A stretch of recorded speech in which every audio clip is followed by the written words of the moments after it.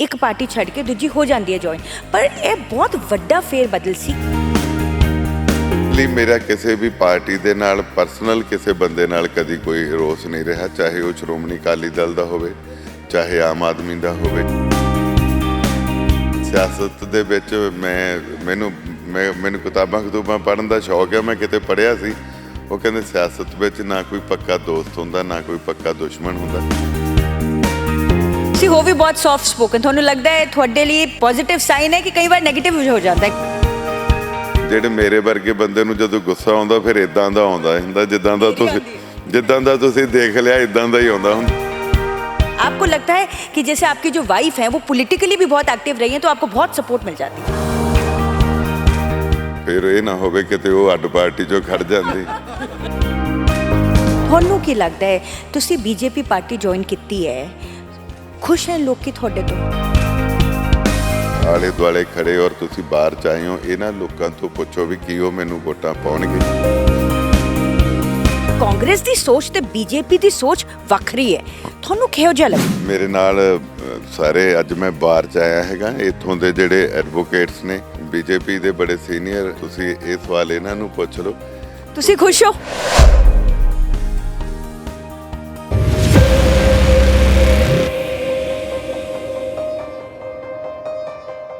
आज हमारे साथ हैं बीजेपी से प्रत्याशी हरजोत कमल, जो कि पिछले विधानसभा चुनावों में विजयी घोषित हुए थे कांग्रेस से।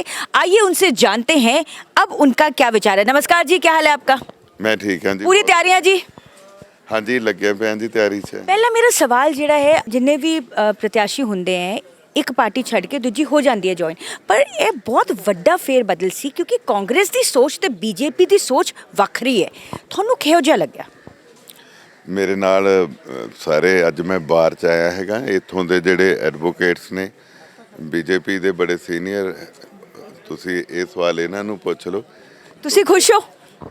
ਡੈਫੀਨੇਟਲੀ ਮੇਰਾ ਕਿਸੇ ਵੀ ਪਾਰਟੀ ਦੇ ਨਾਲ ਪਰਸਨਲ ਕਿਸੇ ਬੰਦੇ ਨਾਲ ਕਦੀ ਕੋਈ ਰੋਸ ਨਹੀਂ ਰਿਹਾ, ਚਾਹੇ ਉਹ ਸ਼੍ਰੋਮਣੀ ਅਕਾਲੀ ਦਲ ਦਾ ਹੋਵੇ, ਚਾਹੇ ਆਮ ਆਦਮੀ ਦਾ ਹੋਵੇ, ਚਾਹੇ ਬੀਜੇਪੀ ਦਾ ਹੋਵੇ, ਕਿਉਂਕਿ ਮੇਰੀ ਹਮੇਸ਼ਾ ਇਹੀ ਰਹੀ ਹੈ ਕਿ ਪੋਲੀਟੀਕਲੀ ਤੁਹਾਡੀਆਂ ਕੋਈ ਜਿਹੜੇ ਵਿਰੋਧੀ ਭਾਵਨਾਵਾਂ ਹੋ ਸਕਦੀਆਂ, ਤੇ ਪਰ ਪਰਸਨਲੀ ਨਹੀਂ ਤੁਹਾਨੂੰ ਰੱਖਣੀ ਚਾਹੀਦੀ। ਸਿਆਸਤ ਦੇ ਵਿੱਚ ਮੈਨੂੰ ਕਿਤਾਬਾਂ ਪੜ੍ਹਨ ਦਾ ਸ਼ੌਕ ਹੈ। ਮੈਂ ਕਿਤੇ ਪੜ੍ਹਿਆ ਸੀ, ਉਹ ਕਹਿੰਦੇ ਸਿਆਸਤ ਵਿੱਚ ਨਾ ਕੋਈ ਪੱਕਾ ਦੋਸਤ ਹੁੰਦਾ, ਨਾ ਕੋਈ ਪੱਕਾ ਦੁਸ਼ਮਣ ਹੁੰਦਾ। ਸੋ ਵੈਸੇ ਵੀ ਜ਼ਿੰਦਗੀ ਇੱਦਾਂ ਹੀ ਹੁੰਦੀ ਹੈ, ਕਿਸੇ ਨਾਲ ਪਤਾ ਨਹੀਂ ਕਦੋਂ ਕਿੱਧਰ ਨੂੰ ਕੀ ਹੋ ਜਾਣਾ। ਇੱਕ ਤੁਸੀਂ ਪੜ੍ਹਦੇ ਹੋ ਤਾਂ ਸਭ ਤੋਂ ਜ਼ਿਆਦਾ ਕੀ ਪੜ੍ਹਦੇ ਹੋ? ਤੁਸੀਂ ਇਤਿਹਾਸ ਪੜ੍ਹਦੇ ਹੋ, ਪੋਲੀਟੀਕਲ ਪੜ੍ਹਦੇ ਹੋ, ਕੀ ਪੜ੍ਹਦੇ ਹੋ? ਨਹੀਂ, ਨਾ ਮੈਂ ਇਤਿਹਾਸ ਪੜ੍ਹਦਾ, ਨਾ ਮੈਂ ਪੋਲੀਟੀਕਲ ਪੜ੍ਹਦਾ। ਜ਼ਿਆਦਾਤਰ ਮੈਂ ਮੋਟੀਵੇਸ਼ਨਲ ਬੁੱਕਸ ਜਾਂ ਸਭ ਤੋਂ ਫੇਵਰੇਟ ਕਿਹੜੀ ਹੈ ਤੁਹਾਡੀ? ਦ ਅਲਕੈਮਿਸਟ। ਕੀ ਸਿੱਖ ਮਿਲੀ ਤੁਹਾਨੂੰ, ਕੀ ਸਿੱਖਿਆ ਦ ਅਲਕੈਮਿਸਟ ਤੋਂ? ਕਿਤਾਬਾਂ ਜਿਹੜੀਆਂ ਨਾ ਜੀ, ਇਹ ਐਲੋਪੈਥੀ ਦੀ ਦਵਾਈ ਵਰਗੀਆਂ ਨਹੀਂ ਹੁੰਦੀਆਂ ਵੀ ਉਦੋਂ ਹੀ ਖਾ ਲਓ ਤੇ ਅਸਰ ਕਰਦੀਆਂ। ਇਹ ਹੋਮੋਪੈਥੀ ਦੀ ਦਵਾਈ ਵਰਗੀਆਂ ਹੁੰਦੀਆਂ। ਇਹਦੀ ਅੱਜ ਦੀ ਪੜ੍ਹੀ ਦਾ ਪਤਾ ਨਹੀਂ ਕਦੋਂ ਅਸਰ ਹੋ ਜਾਣਾ। ਕੈਮਿਸਟ ਦੇ ਵਿੱਚ ਜਿਹੜੀ ਸਭ ਤੋਂ ਵੱਡੀ ਉਹਦੇ ਵਿੱਚ ਲਾਈਨ ਸੀਗੀ, ਉਹ ਇਹੀ ਸੀਗੀ ਕਿ ਜਦੋਂ ਕੋਈ ਬੰਦਾ ਕੋਈ ਸੁਪਨਾ ਲੈ ਕੇ ਉਸ ਸੁਪਨੇ ਨੂੰ ਸਾਕਾਰ ਕਰਨ ਵਾਸਤੇ ਸੱਚੇ ਮਨ ਨਾਲ ਘਰੋਂ ਨਿਕਲ ਤੁਰਦਾ, ਸਾਰਾ ਬ੍ਰਹਿਮੰਡ, ਸਾਰੀ ਪ੍ਰਕਿਰਤੀ ਸਾਜ਼ਿਸ਼ਾਂ ਰਚ ਕੇ ਉਹਨੂੰ ਉਹਦੀ ਮੰਜ਼ਿਲ ਤੱਕ। ਪਿਛਲੀ ਵਾਰੀ ਤਾਂ ਤੁਹਾਡਾ ਸੁਪਨਾ ਸੱਚ ਹੋ ਗਿਆ ਸੀ, ਇਸ ਵਾਰੀ ਹੋਏਗਾ? ਦੇਖੋ, ਬੈਟਰ ਇਹ ਆ ਕਿ ਇਹ ਸਵਾਲ ਜਿਹੜਾ ਹੈਗਾ ਮੇਰੇ ਆਲੇ ਦੁਆਲੇ ਖੜੇ ਔਰ ਤੁਸੀਂ ਬਾਹਰ 'ਚ ਆਏ ਹੋ, ਇਹਨਾਂ ਲੋਕਾਂ ਤੋਂ ਪੁੱਛੋ ਵੀ ਕੀ ਉਹ ਮੈਨੂੰ ਵੋਟਾਂ ਪਾਉਣਗੇ। ਮੇਰਾ ਸੁਪਨਾ ਤੁਹਾਨੂੰ ਕੀ ਲੱਗਦਾ ਹੈ ਤੁਸੀਂ ਬੀਜੇਪੀ ਪਾਰਟੀ ਜੁਆਇਨ ਕੀਤੀ ਹੈ, ਖੁਸ਼ ਹੈ ਲੋਕੀ ਤੁਹਾਡੇ ਤੋਂ? ਬੀਜੇਪੀ ਦੇ ਵਰਕਰਸ, ਜਦ ਤੁਸੀਂ ਉਹਨਾਂ ਦੇ ਨਾਲ ਵਿਚਰਦੇ ਹੋ, ਗੱਲਬਾਤ ਕਰਦੇ ਹੋ, ਤੁਹਾਨੂੰ ਕਿਹੋ ਜਿਹੀ ਵਾਈਬਸ ਆਉਂਦੀ ਹੈ? ਪੋਜ਼ਿਟਿਵ ਵਾਈਬਸ ਆਉਂਦੀ ਹੈ ਇੱਕਦਮ ਇੰਨਾ ਵੱਡਾ ਚੇਂਜ ਕਰਨ ਤੋਂ ਬਾਅਦ? ਮੈਨੂੰ ਕਦੇ ਵੀ ਇੱਦਾਂ ਨਹੀਂ ਲੱਗਿਆ। ਤੁਸੀਂ ਤਾਂ ਬਾਹਰੋਂ ਆਏ ਆ, ਜਿਹੜੇ ਤੁਹਾਡੇ ਚੈਨਲ ਦੇ ਮੇਰੇ ਨਾਲ ਲੋਕਲ ਇੱਥੋਂ ਦੇ ਤੁਹਾਡੇ ਪੱਤਰਕਾਰ ਨੇ, ਉਹਨਾਂ ਨੂੰ ਤੁਸੀਂ ਪੁੱਛਿਓ ਕਿ ਹਰਜੋਤ ਕਮਲ ਜਦੋਂ ਵੀ ਕਿਤੇ, ਚਾਹੇ ਬੀਜੇਪੀ ਵਾਲਾ ਹੋਵੇ, ਚਾਹੇ ਕਿਸੇ ਵੀ ਪਾਰਟੀ ਦਾ ਹੋਵੇ, ਜਦੋਂ ਵੀ ਕਿਤੇ ਸਮਾਜਿਕ ਫੰਕਸ਼ਨਾਂ 'ਤੇ ਮਿਲਦੇ ਰਹੇ ਤਾਂ ਉਦੋਂ ਵੀ ਅਸੀਂ ਪੋਜ਼ਿਟਿਵ ਵਾਈਬਸ ਹੀ ਦਿੱਤੀਆਂ। ਔਰ ਤੁਸੀਂ ਹੋ ਵੀ ਬਹੁਤ ਸੌਫਟ ਸਪੋਕਨ, ਤੁਹਾਨੂੰ ਲੱਗਦਾ ਹੈ ਤੁਹਾਡੇ ਲਈ ਪੋਜ਼ਿਟਿਵ ਸਾਈਨ ਹੈ ਕਿ ਕਈ ਵਾਰ ਨੈਗੇਟਿਵ ਹੋ ਜਾਂਦਾ ਹੈ, ਗੁੱਸਾ ਨਹੀਂ ਕਰ ਸਕਦੇ ਜ਼ਿਆਦਾ, ਕੀ ਕਰ ਲੈਂਦੇ ਹੋ?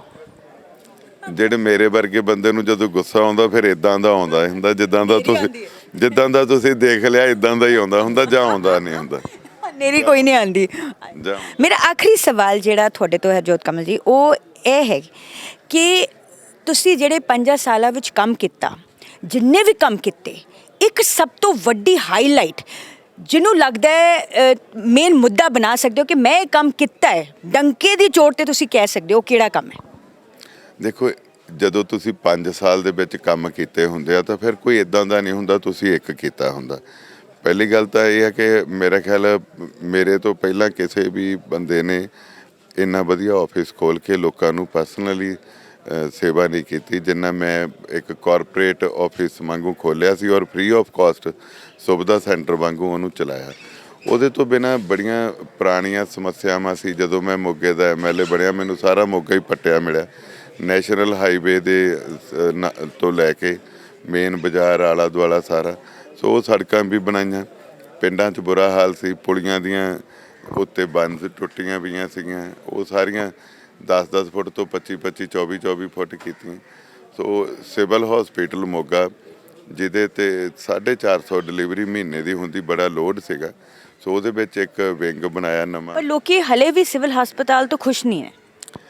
ਮੈਂ ਰੱਬ ਤੋਂ ਵੀ ਖੁਸ਼ ਨਹੀਂ ਲੋਕੀ ਤਾਂ, ਪਰ ਮੈਂ ਉਹਨਾਂ ਸਾਰੇ ਡਾਕਟਰਸ ਦਾ, ਪੈਰਾਮੈਡੀਕਲ ਸਟਾਫ ਦਾ, ਈਵਨ ਸਫਾਈ ਕਰਮਚਾਰੀਆਂ ਦਾ ਬੜਾ ਥੈਂਕਫੁਲ ਹਾਂ। ਬੀਇੰਗ ਡਾਕਟਰ ਮੈਨੂੰ ਇਸ ਗੱਲ ਦਾ ਪਤਾ ਕਿ ਇੱਕ ਡਾਕਟਰ ਸਾਰੀ ਰਾਤ ਜਾਗਦਾ ਜਦੋਂ ਉਹਦਾ ਮਰੀਜ਼ ਉਹਦਾ ਠੀਕ ਨਾ ਹੋਵੇ। ਸੋ ਇਹ ਬਾਹਰੋਂ ਕਹਿਣੇ ਨੂੰ ਤੁਸੀਂ ਜੋ ਮਰਜ਼ੀ ਕਹਿ ਲਓ, ਪਰ ਡਾਕਟਰ ਦੀ ਜਾਨ ਮਰੀਜ਼ ਦੀ ਜਾਨ ਨਾਲ ਵਿੱਚ ਅੜੀ ਵੀ ਹੁੰਦੀ ਹੈ। ਸੋ ਇਹਨਾਂ ਲੋਕਾਂ ਨੇ ਸੇਵਾ ਕੀਤੀ। ਸੁਵਿਧਾਵਾਂ ਘੱਟ ਸੀਗੀਆਂ, ਪਿਛਲੀ ਸਰਕਾਰ ਨੇ ਬਣਾਉਣ ਦੀ ਕੋਸ਼ਿਸ਼ ਕੀਤੀ, ਨਹੀਂ ਬਣ ਸਕਿਆ। ਮੇਰੀਆਂ ਐਫਰਟਸ ਕਾਮਯਾਬ ਹੋਈਆਂ। 4.5 ਕਰੋੜ ਦੀ ਲਾਗਤ ਨਾਲ ਨਵਾਂ ਜੱਚਾ ਬੱਚਾ ਵਾਰਡ ਬਣਿਆ। ਉਹ DMC ਵਾਂਗੂ ਲਿਫਟਾਂ ਲੱਗੀਆਂ ਵੀਆਂ ਔਰ ਬੈੱਡ ਦੇ ਉੱਪਰ ਉਹਦੇ ਆਕਸੀਜਨ ਹੈ। ਕਰੋਨਾ ਦੇ ਦਿਨਾਂ 'ਚ ਇਕੱਲਾ ਮੈਂ ਹੀ ਸੀਗਾ ਜਿਹੜਾ ਪੋਲੀਟੀਕਲ ਲੀਡਰ ਜਿਹੜਾ ਬਾਹਰ ਤੁਰਿਆ ਫਿਰਦਾ ਰਿਹਾ। ਇੱਕ ਇਹੋ ਜਿਹਾ ਕਿਹੜਾ ਕੰਮ ਹੈ ਜੋ ਤੁਹਾਨੂੰ ਲੱਗਦਾ ਤੁਹਾਨੂੰ ਟਾਈਮ ਨਹੀਂ ਮਿਲਿਆ, ਅਧੂਰਾ ਰਹਿ ਗਿਆ, ਤੁਸੀਂ ਅਗਲੀ ਵਾਰੀ ਜਦੋਂ ਜਿੱਤਦੇ ਹੋ ਤਾਂ ਪੂਰਾ ਕਰੋਗੇ? ਦੇਖੋ, ਕੰਮ ਮੇਰੇ ਬਹੁਤ ਸਾਰੇ ਇੱਦਾਂ ਦੇ ਆ ਜਿਹੜੇ ਪਾਈਪਲਾਈਨਸ 'ਚ ਪਏ ਵੇ ਆ। ਔਰ ਜਿੱਦਾਂ ਵਾਟਨਗੰਜ ਏਰੀਆ ਹੈਗਾ, ਉਹਦਾ ਮੈਂ ਚਾਹੁੰਦਾ ਸੀਗਾ ਕਿ ਬੜੇ ਪੁਰਾਣੀ ਲੋਕਾਂ ਦੀ ਜਿਹੜੀ ਉਹਨਾਂ ਦੇ ਨਾਂ 'ਤੇ ਉਹ ਜ਼ਮੀਨ ਕਾਰਪੋਰੇਸ਼ਨ ਦੇ ਨਾਂ ਹੋਈ ਵੀ ਹੈ, ਉਹ ਕਾਫੀ ਲੰਬਾ ਉਹਦੇ 'ਚ ਮੈਂ ਕੰਮ ਕੀਤਾ ਹੈਗਾ। ਔਰ ਉਹ ਹੁਣ ਇਸ ਵੇਲੇ ਇਸ ਸਟੇਜ 'ਤੇ ਪਹੁੰਚ ਗਿਆ ਕਿ ਸਾਰਾ ਥੱਲਿਓਂ ਕਲੀਅਰ ਹੋ ਕੇ ਜਿਹੜਾ ਫਾਈਨੈਂਸ਼ੀਅਲ ਕਮਿਸ਼ਨਰ ਕੋਲੇ 3 ਨਾਂ ਵੀ ਭੇਜ ਦਿੱਤੇ, ਡਿਪਟੀ ਕਮਿਸ਼ਨਰ ਨੇ, ਉਹਦੀ ਕਮੇਟੀ ਬਣ ਕੇ ਮੇਰੇ ਖਿਆਲ ਇਲੈਕਸ਼ਨ ਤੋਂ 2 ਮਹੀਨਿਆਂ ਦੇ ਵਿੱਚ ਉਹ ਜਿਹੜਾ ਕੰਪਲੀਟ ਹੋ ਜਾਊਗਾ, ਹੈ ਨਾ। ਆਖਰੀ ਜਿਨ੍ਹਾਂ ਨੇ ਪਿਛਲੀ ਵਾਰੀ ਤੁਹਾਨੂੰ ਵੋਟ ਦਿੱਤਾ ਹੈ, ਇਸ ਵਾਰੀ ਤੁਸੀਂ ਉਹਨਾਂ ਲਈ ਕੀ ਖਾਸ ਮੈਸੇਜ ਹੈ? ਤੇ ਜਿਨ੍ਹਾਂ ਨੇ ਵੋਟ ਨਹੀਂ ਵੀ ਦਿੱਤਾ, ਕਿਵੇਂ ਤੁਸੀਂ ਉਹਨਾਂ ਨੂੰ ਕਨਵਿੰਸ ਕਰ ਸਕਦੇ ਹੋ ਕਿ ਤੁਹਾਨੂੰ ਹੀ ਵੋਟ ਦਿੱਤਾ ਜਾਵੇ, ਬਿਕਾਜ਼ ਤੁਸੀਂ ਹੀ ਰਾਈਟ ਕੰਟੈਂਡਰ ਹੋ? ਦੇਖੋ, ਪਹਿਲੀ ਗੱਲ ਤਾਂ ਇਹ ਹੈ ਕਿ ਪੋਲੀਟੀਕਲੀ ਜਦੋਂ ਕਿਸੇ ਨੇ ਵੋਟ ਪਾਈ ਹੁੰਦੀ ਹੈ ਤਾਂ ਉਹਦੀਆਂ 2-3 ਹੀ ਮੰਗਾਂ ਦਿਲ ਦੀਆਂ ਹੁੰਦੀਆਂ। ਪਹਿਲੀ ਗੱਲ ਤਾਂ ਇਹ ਹੁੰਦੀ ਹੈ ਕਿ MLA, ਸਭ ਤੋਂ ਵੱਡੀ ਗੱਲ, ਹਰ ਬੰਦਾ ਨਾ ਮਾਣ ਇੱਜ਼ਤ ਭਾਲਦਾ। ਅਸੀਂ ਸਾਰੇ ਗੁਰਬਾਣੀ ਦਾ ਸ਼ਲੋਕ ਹੈ, ਸੈਲ ਪੱਥਰ ਮੇ ਜਨ ਤੋਂ ਪਾਏ ਤਾਂ ਕਰ ਰਿਜ਼ਕ ਆਗੇ ਕਰ ਧਰਿਆ। ਜਿਹਨੂੰ ਉਹਨੇ ਜਨਮ ਦਿੱਤਾ, ਰੋਟੀ ਤਾਂ ਉਹਦੀ ਉਹਨੇ ਸਿਲਾਂ 'ਚ, ਪੱਥਰਾਂ 'ਚ, ਘੋਗੇ ਸਿੱਪੀਆਂ 'ਚ ਵੀ ਉਹਨੂੰ ਦਿੱਤੀ ਹੈ। ਸਭ ਤੋਂ ਵੱਡੀ ਚੀਜ਼ ਹੁੰਦੀ ਹੈ ਅਸੀਂ ਆਦਮੀ ਹਾਂ, ਮਨੁੱਖ ਹਾਂ। ਅਸੀਂ ਚਾਹੁੰਦੇ ਹਾਂ ਕਿ ਸਾਨੂੰ ਮਾਣ ਇੱਜ਼ਤ ਮਿਲੇ। ਔਰ ਹਰਜੋਤ ਕਮਲ ਨੇ MLA ਬਣਨ ਤੋਂ ਬਾਅਦ ਵੀ ਧੌਣ 'ਚ ਕਿੱਲਾ ਨਹੀਂ ਆਇਆ, ਨਰਮ ਅਤੇ ਸੌਫਟ ਸਪੋਕਨ। ਇਸੇ ਤਰੀਕੇ ਨਾਲ ਕਿਸੇ ਦੇ ਉੱਤੇ ਪਰਚਾ ਨਹੀਂ ਕਰਾਇਆ, ਕਿਸੇ ਨਾਲ ਪੋਲੀਟੀਕਲ ਰੰਜਿਸ਼ ਨਹੀਂ ਰੱਖੀ, ਕੋਈ ਧੱਕਾ ਨਹੀਂ ਕੀਤਾ। ਇਹੀ ਕਾਰਨ ਹੈ ਕਿ BJP 'ਚ ਆਉਣ 'ਤੇ ਕਿਸੇ ਬੰਦੇ ਨੂੰ ਇਹ ਨਹੀਂ ਲੱਗਿਆ ਕਿ ਮੈਂ ਉਹਨਾਂ ਨਾਲ ਪੋਲੀਟੀਕਲੀ ਕੋਈ ਇੱਦਾਂ ਦਾ ਰਿਹਾ। ਮੈਨੂੰ ਉਹਨਾਂ ਨੇ ਬੜੇ ਖਿੜੇ ਮੱਥੇ ਸਵੀਕਾਰ ਕੀਤਾ। ਦੂਜਾ ਇਹ ਹੁੰਦਾ ਕਿ ਅਵੇਲੇਬਿਲਟੀ। ਮੈਂ ਤੁਹਾਨੂੰ ਦੱਸਿਆ ਵੀ ਆਫਿਸ ਖੋਲ੍ਹ ਕੇ ਮੇਰਾ ਆਫਿਸ ਸਟਾਫ ਕੰਮ ਕਰਦਾ ਰਿਹਾ, ਔਰ ਮੈਂ ਵੀ ਲੋਕਾਂ ਦੇ ਖੁਸ਼ੀਆਂ ਗਮੀਆਂ ਅਤੇ ਦੁੱਖਾਂ ਸੁੱਖਾਂ ਦੇ ਵਿੱਚ ਤਕਰੀਬਨ ਮੈਂ 100% ਤਾਂ ਨਹੀਂ ਕਹਿ ਸਕਦਾ, ਓਨੈਸਟਲੀ ਸਪੀਕਿੰਗ 85 ਤੋਂ 90% ਮੈਂ ਹਾਜ਼ਰ ਰਿਹਾ ਲੋਕਾਂ ਦੇ ਫੰਕਸ਼ਨ ਦੇ ਉੱਤੇ। ਔਰ ਮੇਰੀ ਅਵੇਲੇਬਿਲਟੀ ਜਿਹੜੀ ਸੀਗੀ, ਕੋਈ ਚੰਡੀਗੜ੍ਹ 'ਚ ਮੇਰੀ ਕੋਠੀ ਨਹੀਂ, ਇੱਥੇ ਹੀ ਰਿਹਾ ਮੈਂ। ਔਰ ਮੈਂ ਜਿਵੇਂ ਦੱਸਦਾ ਸੀ, ਕਰੋਨਾ 'ਚ ਜਿੰਨਾ ਮੈਂ ਕੰਮ ਕੀਤਾ, 4 ਵੈਂਟੀਲੇਟਰ ਲੈ ਕੇ ਦਿੱਤੇ, ਪੈਰਾਮੈਡੀਕਲ ਜਿਹੜੇ ਮੋਨੀਟਰਸ ਲੈ ਕੇ ਦਿੱਤੇ। ਉਹਦੇ ਤੋਂ ਬਿਨਾਂ ਮੈਂ ਰਾਤ ਨੂੰ 2-2 ਵਜੇ ਵੀ ਹਸਪੀਟਲ ਚੱਕਰ ਮਾਰਦਾ ਰਿਹਾ। ਫਿਰ ਕਰੋਨਾ ਹੋਣ ਤੋਂ ਬਾਅਦ ਵੀ ਮੈਂ ਪਲਾਜ਼ਮਾ ਡੋਨੇਟ ਕੀਤਾ। ਮੋਗੇ ਦਾ MLA ਨਹੀਂ, ਪੰਜਾਬ ਦਾ ਇੱਕੋ ਇੱਕ MLA। ਚਲੋ ਇੱਕ ਆਖਰੀ ਸਵਾਲ, ਉਹ ਬੁਲਾ ਰਹੇ ਨੇ, ਜੇ ਪਲਾਜ਼ਮਾ ਦਿੱਤਾ ਇੱਕੋ ਹੀ। ਮੈਂ ਇੱਕੋ ਹੀ ਐਮਐਲਏ ਹੋਊਗਾ। ਜਾਓ ਬੁਲਾ ਰਹੇ ਮੇਰਾ ਆਖਰੀ ਸਵਾਲ ਉਹ ਰਹਿਣ ਦੇਣਾ ਉਹਨਾਂ ਨੇ ਮੈਨੂੰ ਕਰਨ ਨਹੀਂ ਦੇਣਾ।